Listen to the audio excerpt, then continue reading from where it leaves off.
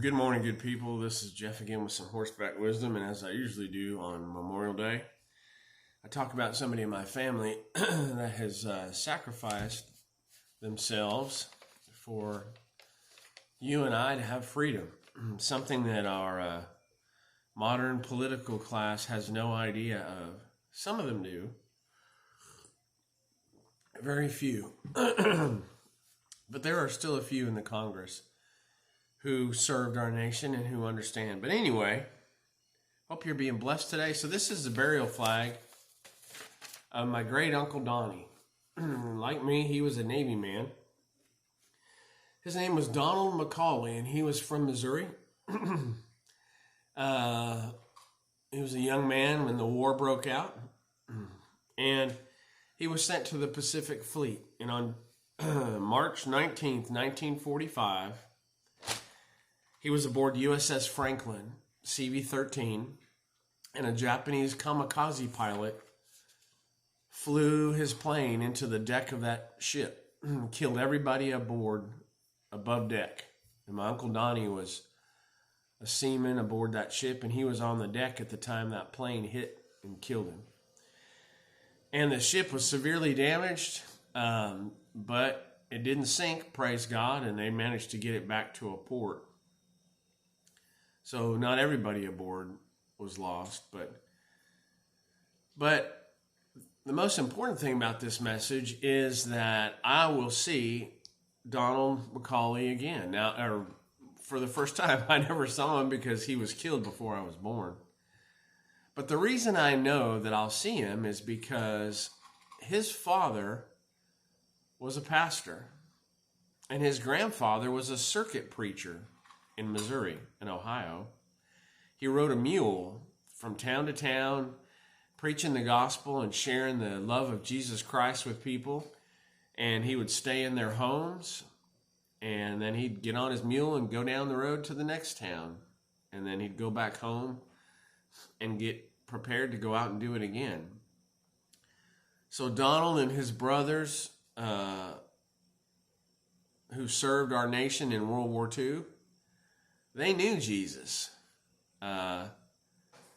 His sister, my grandmother, who lived to be 93 years old, told me all about him. He was the littlest one. They called him Little Donny. And he had an older brother who served in the army in Europe and who died from the residuals of a German poison gas attack on their position. So anyway, that's my story from Memorial Day. It's a good story.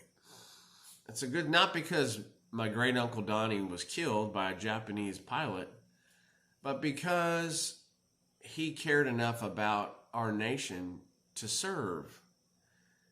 Less than 1% of Americans ever do that.